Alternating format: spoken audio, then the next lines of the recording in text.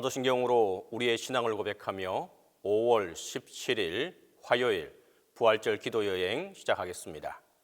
나는 전능하신 아버지 하나님 천지의 창조주를 믿습니다. 나는 그의 유일하신 아들 우리 주 예수 그리스도를 믿습니다. 그는 성령으로 잉태되어 동정녀 마리아에게서 나시고 본디오 빌라도에게 고난을 받아 십자가에 못 박혀 죽으시고 장사된 지 사흘 만에 죽은 자 가운데서 다시 살아나셨으며 하늘에 오르시어 전능하신 아버지 하나님 우편에 앉아 계시다가 거기로부터 살아있는 자와 죽은 자를 심판하러 오십니다. 나는 성령을 믿으며 거룩한 공교회와 성도의 교제와 죄를 용서받는 것과 몸의 부활과 영생을 믿습니다.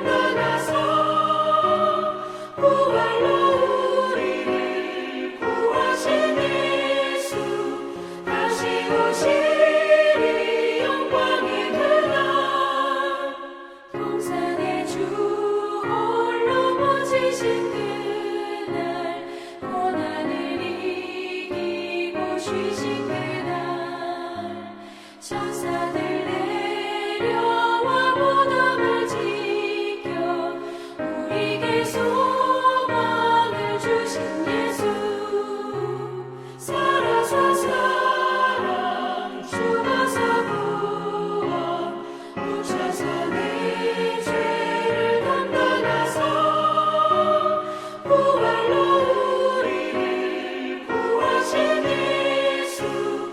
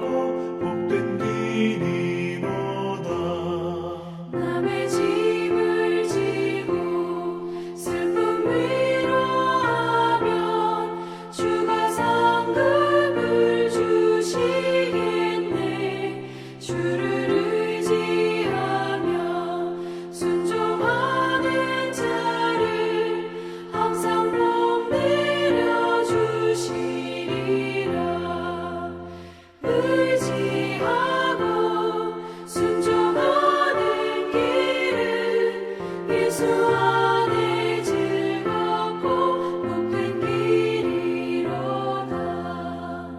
우리 받은 것을 주께 다 드리며 우리 기쁨이 넘치겠네.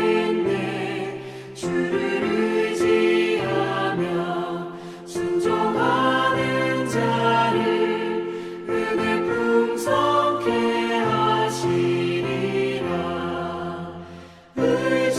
의지하고 순종하는 길은 예수 안에 즐겁고 복된 길이로다.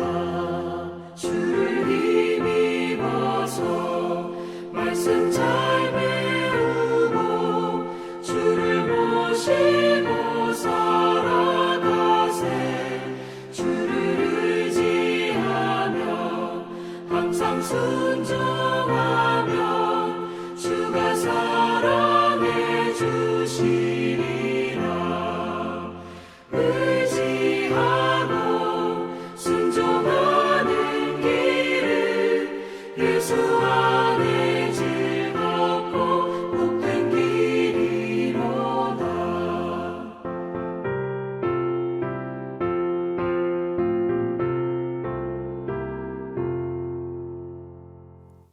기도의 시간에 주신 하나님의 말씀은 요한복음 21장 1절에서 11절입니다. 신약성경 요한복음 21장 1절에서 11절입니다. 다 함께 봉독하겠습니다. 그 후에 예수께서 디베랴 호수에서 또 제자들에게 자기를 나타내셨으니 나타내신 일은 이러하니라.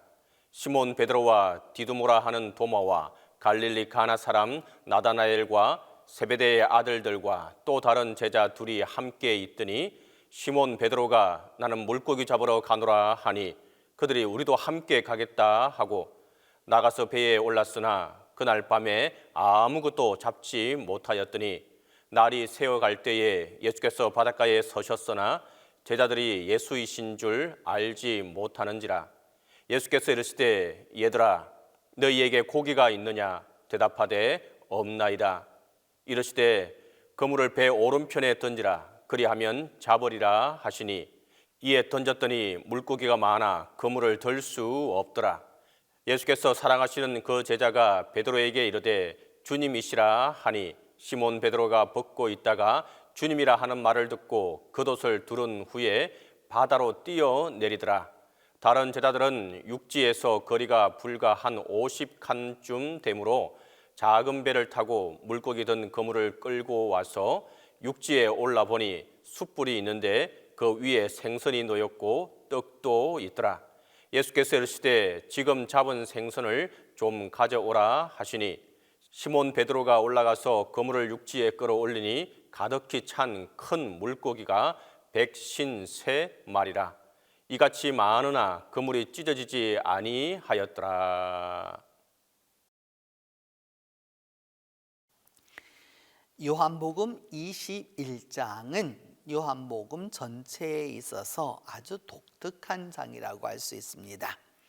왜냐하면 이곳에는 그 예수님의 부활 이후에 제자들과 만나서 행하시는 여러 가지 사건 가운데서 갈릴리를 중심으로 하는 내용이 많이 기록되어 있기 때문입니다. 더불어서 초대교회에 있어서 그 고대 사본에는 이 요한복음 21장은 존재하지 않습니다. 이 후대의 사본에는 이제 21장이 나오게 되는데 왜 이런 일이 일어났을지 우리 한번 그 본문 안으로 들어가서 살펴보면서 하나님의 뜻이 무엇이었는지, 예수 그리스도의 부활은 어떤 의미였는지, 초대교회는 왜 이 후대 전승을 끝까지 보존해서 우리에게 전달하여 주었는지 그 말씀을 통해서 은혜를 얻도록 하겠습니다. 드디어 제자들은 어디에 갔느냐? 갈릴리로 갔습니다.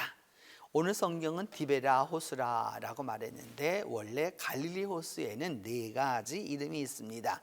갈릴리라고 하는 그 지역 이름이 있어서 갈릴리라고 하기도 했고요. 그 갈릴리 호수 옆에 당시에 처음으로 세워진 신흥 도시가 있었죠. 그 타이베리아스라고 하는 그 타이베리우스 황제를 기념해서 만들었었던 도시가 있었습니다.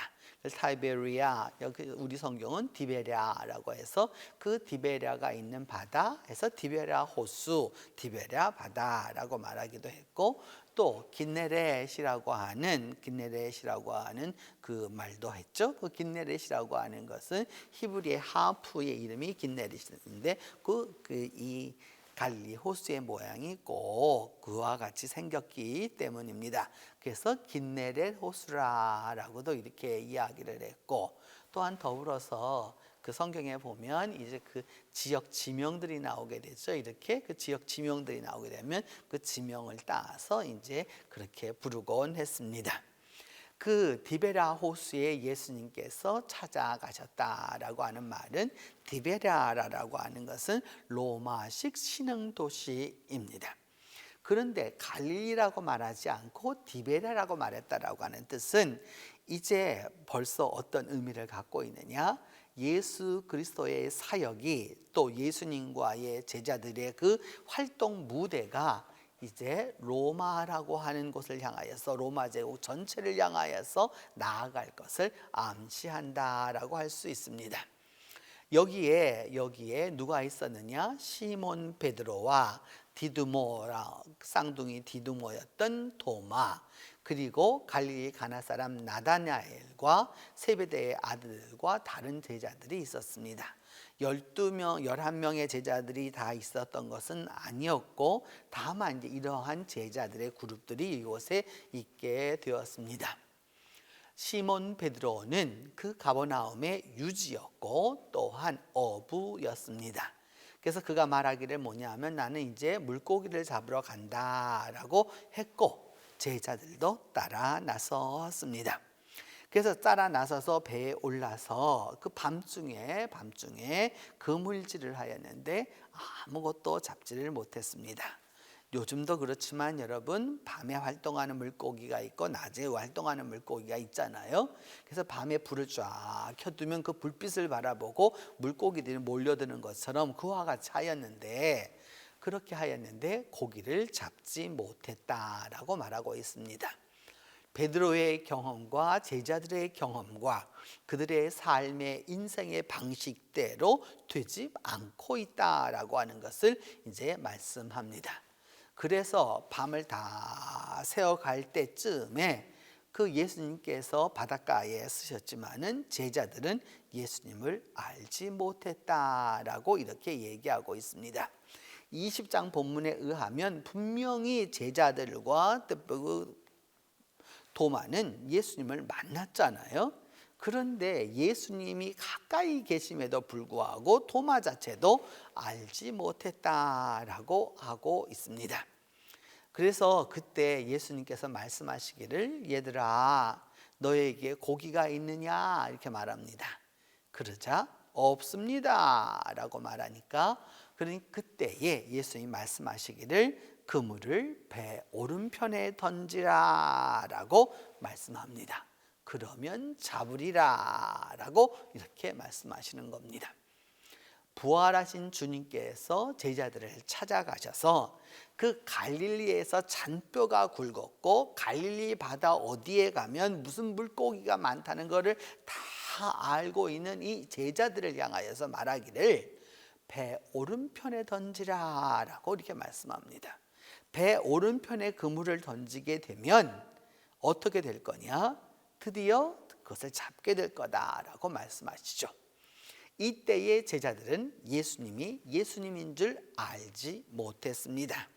멀리서 있는 어떤 분이 그렇게 말을 했었을 때 제자들은 어떤 것이었느냐 하면은 그 직접 배 오른편에 던졌습니다. 그리고 물고기가 많아서 그물을 들 수 없을 지경에 이르게 되었습니다. 여기에서 우리는 부활의 경험을 하였지만은 그럼에도 불구하고 여전히 인간적 방법으로 살아가는 사람들의 실패의 모습을 봅니다. 갈릴리 누구보다도 잘 알고 있죠. 어부 누구보다도 내가 확실한 사람이죠.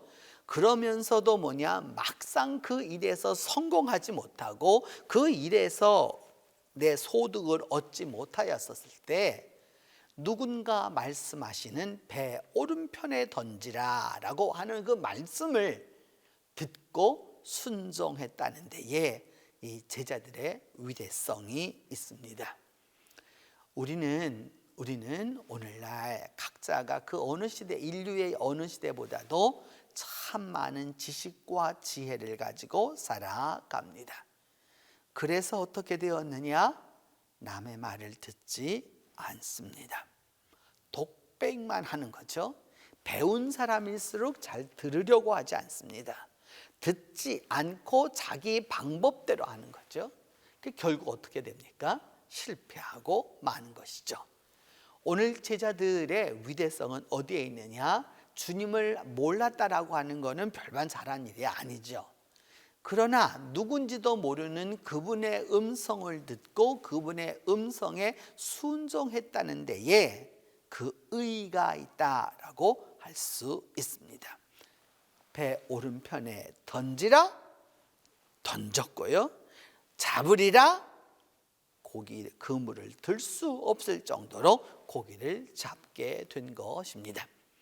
그때에 요한이, 사랑하는 제자 요한이 예수님이시라, 주님이시라고 말하니까 그때 시몬 베드로가 이제 그 물고기를 잡기 위해서 옷을 다 벗고 있었다가 옷을 대충 거두른 후에 바다로 뛰어내렸다라고 말씀합니다. 그래서 제자들도 거리가 이게 또 육지에서 거리가 그렇게 먼 거리가 아니었기 때문에 대략적으로 본다면 약 한 100m 정도 된 것이거든요, 여러분.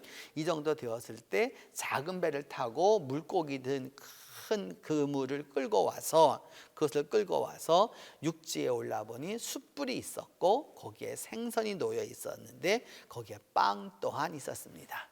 밤새도록 그물을 잡느라고 얼마나 힘이 들었겠어요. 그 그물을 던지고 고기를 잡으려고 했지만 다 헛수고였다가 이제 고기를 잡아서 올라오게 되니까 예수님이 그 생선을 제자들에게 가져오라고 했고 그들을 다 끌어올렸었을 때 그것이 몇 마리였느냐? 153마리였고 그렇지만은 그물은 찢어지지 아니하였다라고 오늘 성경은 말씀하고 있습니다. 제가 오늘 말씀을 시작하면서 디베랴 바다라고도 이야기했고 또 여기에 숫자 153이라고 하는 이 숫자가 나오게 되는데 여러분 성경 안에는 이런 여러 가지로 성경 안에는 암시를 주거나 또한 그것을 통하여서 미래를 예측할 수 있는 여러 그런 장치들이 있습니다. 그 장치들을 해석하는 것을 일컬어서 우리는 그마트리아라고 말하게 되는데 디베랴를 통해서 이미 로마로 향해야 될 것을 알려주신 것처럼 이 153이라고 하는 것은 에스겔에 나와 있는 대로 말한다면 에네글라임이라고 하는 말에 히브리 말 에네글라임이라고 하는 건 세상 끝이라는 뜻이죠. 그때까지 그만큼을 전부 다 그러니까 하나 둘 셋 해서 153마리 잡았다 그런 얘기를 하려고 하는 것이 아니라 세상의 끝까지 이제 사람 낚는 어부가 되라라고 하시는 그 말씀을 다시 한번 재기억할 수 있도록 만들어 주시는 것이죠. 이것이 바로 요한복음 21장에서 드디어 제자들과 예수님과의 만남으로 이루어지게 되는 거고 그래서 그 배고픈 제자들에게 먹을 것을 주셔서 배불려 주셨던 주님의 모습을 보게 되는 것입니다. 오늘도 우리가 살아가면서 인생의 문제를 가지고 여전히 신앙은 있어요. 그러나 부활을 믿으면서도 부활의 증언자로 살아가지 못하고 있을 때 주님은 찾아오십니다. 그리고 배 오른편에 그물을 던지라고 하십니다. 그리고 그 그물을 던졌었을 때 그 그물이 찢어질 정도의 153마리의 고기를 다 잡아서 결국은 세상 끝까지 나아가 사람을 낚는 어부로 만들어 주시는 것이죠.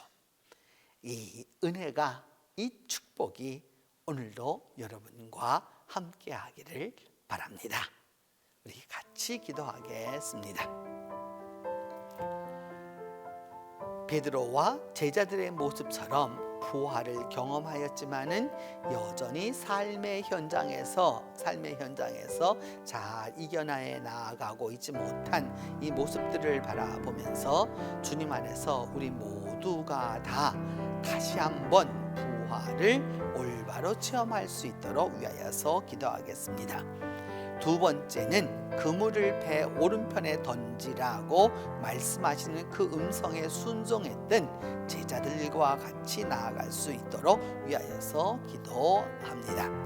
세 번째는 주께서 그 축복하심이 단순한 축복이 아니라 온 세상을 향한 축복임을 깨닫게 해달라고 기도하겠습니다. 함께 기도합니다. 은혜로우신 하나님, 이 시간 2000년 전 제자들처럼 디베라 호수에서 주님을 만나지 못하고 도리어 옛 삶으로 돌아가서 바다에 나아가 드디어 고기를 잡으려고 하였지만은 아무 고기도 잡지 못하는 빈손의 모습을 우리가 봅니다.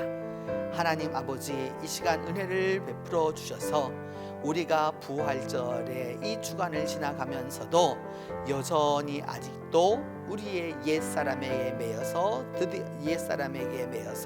우리의 삶을 온전히 부활해 놓지 못하고 가는 것을 용서하여 주시고 이제라도 우리와 함께 하고 계시는 주님을 깨달을 수 있도록 도와주시옵소서. 그물을 배 오른편에 던지라 그리하면 잡으리라고 하셨던 주님의 말씀에 순종했던 그 제자들의 순종을 우리가 본받게 하여 주시옵소서. 내 지식과 내 지혜와 내 경험과 또 나의 가지고 있는 이 모든 것을 통해서 순종하지 아니하고 도리어 밤새 그물질을 하였으나 결국 빈 그물이었던 제자들의 모습이 아니라 이 말씀 한마디에 오른편에 던지라고 하신 그 말씀 그대로 던졌더니 그물이 찢어질 수 없을 정도로 물고기가 많이 잡히는 그 축복을 얻을 수 있도록 하나님이 함께하여 주시옵소서. 순종하는 자에게 축복하시고 순종하는 자에게 복을 내리시며 순종하는 자에게 그물을 들 수 없도록 물고기를 잡게 하시는 그 하나님의 축복을 받는 우리 모두가 될 수 있도록 하나님이 함께하여 주시옵소서. 153마리의 물고기를 잡음으로 말미암아 온 세상으로 나아가게 될 제자들의 미래를 알려주시는 주님의 모습을 통하여서 오늘도 내게 주시는 하나님의 축복 가운데서 세상을 향한, 온 세계를 향한 믿음의 역사가 우리 가운데 있을 수 있도록 하나님이 도와주시옵소서. 그리함으로 말미암아 믿음 안에서 승리함을 얻을 수 있도록 도와주시고, 그리함으로 말미암아 믿음 안에서 능력을 얻을 수 있도록 도와주시고, 그리하여서 우리 모두가 다 예수 그리스도의 부활의 증언자로 살아가도록 하나님이 함께하여 주시옵소서. 이제는 주님께서 가르쳐 주신 기도로 오늘 기도회 마치도록 합니다. 하늘에 계신 우리 아버지, 아버지의 이름을 거룩하게 하시며 아버지의 나라가 오게 하시며 아버지의 뜻이 하늘에서와 같이 땅에서도 이루어지게 하소서. 오늘 우리에게 일용할 양식을 주시고 우리가 우리에게 잘못한 사람을 용서하여 준 것 같이 우리 죄를 용서하여 주시고 우리를 시험에 빠지지 않게 하시고 악에서 구하소서. 나라와 권능과 영광이 영원히 아버지의 것입니다.